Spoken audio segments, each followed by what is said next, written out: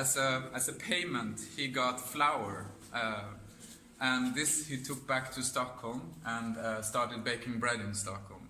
And in this process, he managed to create something that was totally revolutionary. He put ice in the dough when he was making it, and managed to make a new bread, a new hard bread that today is called delicatesse. And he made a big fortune of this, selling that. And in 5 years' time, he managed to make this building for himself. So you can say that maybe he was like this type of IT entrepreneur, but selling bread for his time. And so in this house, because he was a very sort of like a worker guy, he was always referred to the baker. He wanted to live among his people, among his workers.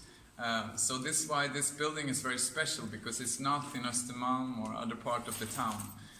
It's here on Söder, where there was basically just small wood houses around. So he created his factory in his house. What year was it? 1889. And so basically behind these walls there was a factory. So when you see this house from the outside, it looks like it has 4 floors, but it actually has many more floors inside. It has many more floors on the inside, because the factory was just divided with very low ceiling, not as high as this. This you will see when you come up here. You will go up to what is the floor of the flour, where they actually stored it. And they sort of like poured the flour and things in the floors down to the factory that was inside here. And for you who don't really know Knäckebröd, I don't know how many of you ever had this hard bread. But when you take a Knäckebröd, or actually when you bake a bread like this, then this has been done in Sweden for hundreds of years. So this is like the most typical bread that we have. And when you bake it, you punch a hole into it, and then you put it on a stick, and you dry it up in the air. And this is what we Swedish people are doing like always. And so our tribute to this exhibition, to start this exhibition, is this light. So we 3D scanned the most beautiful knäckebröd that we could find. We actually bought hundreds of them to find the one that actually was flat, because we think that the knäckebröd is flat, but it's not really always flat. And then we scanned this hard bread and made a graphic mold and casted this in crystal. And then the stick of light is what hangs it on. Which of course you think is a very simple idea, but when you put 10 kilos of crystal on a light tube, that's a different story. But we are a little bit crazy sometimes in our ideas.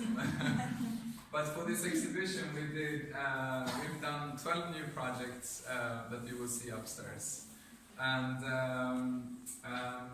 then, like, I will take you further, because I think that you're a little bit cold, so we can take one step up, and then you will come to this place where they actually store the flour.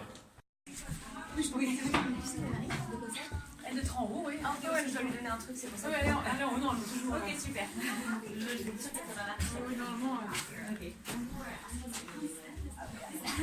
Si on l'a pas croisée en chemin, normalement, elle est en haut, comme tu vois.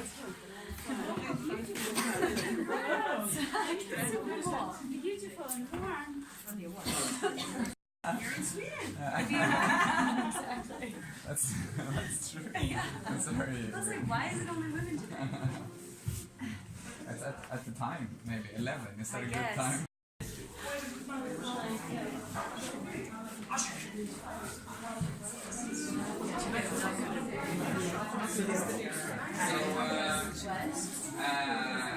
you may, I can just explain these pieces here a little bit.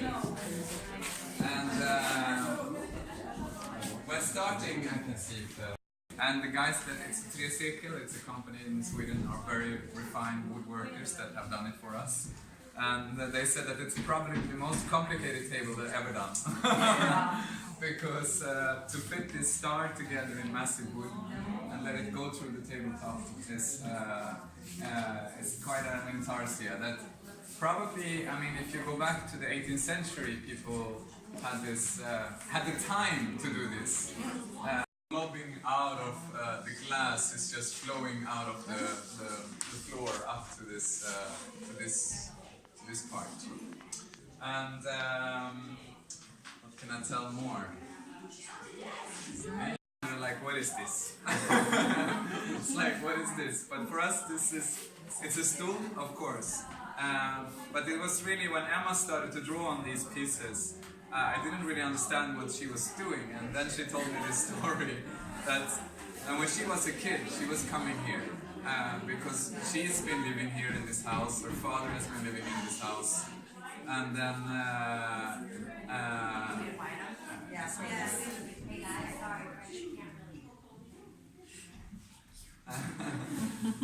and what sort of fantasies you have, and what sort of hidden doors or where you're looking and things. And everywhere there is different keys to different doors and also different keyholes that you're sort of peeking into. And I'm telling your story, Emma! Shall I tell it? No, a little bit. So it's sort of like peeking into the key. When I was a little girl, it was quite a scary place to come here in a way, because it was heavy doors, really dark, you know, and it was always something behind the doors. A secret or something it was scary and exciting at the same time to come here. And it was always like, yeah, something behind the door, and there's many doors here. So always looking into the hole. If you look at the hole, you can come here. It's exactly the shape of the hole. So this is like stool. So it's like the keyhole of the main way. It's two different keyhole actually. Like looking through something for the secret behind.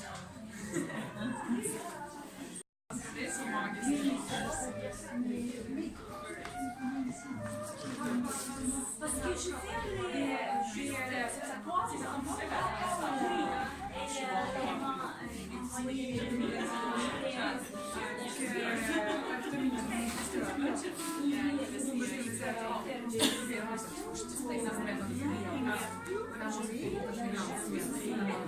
c'est magnifique.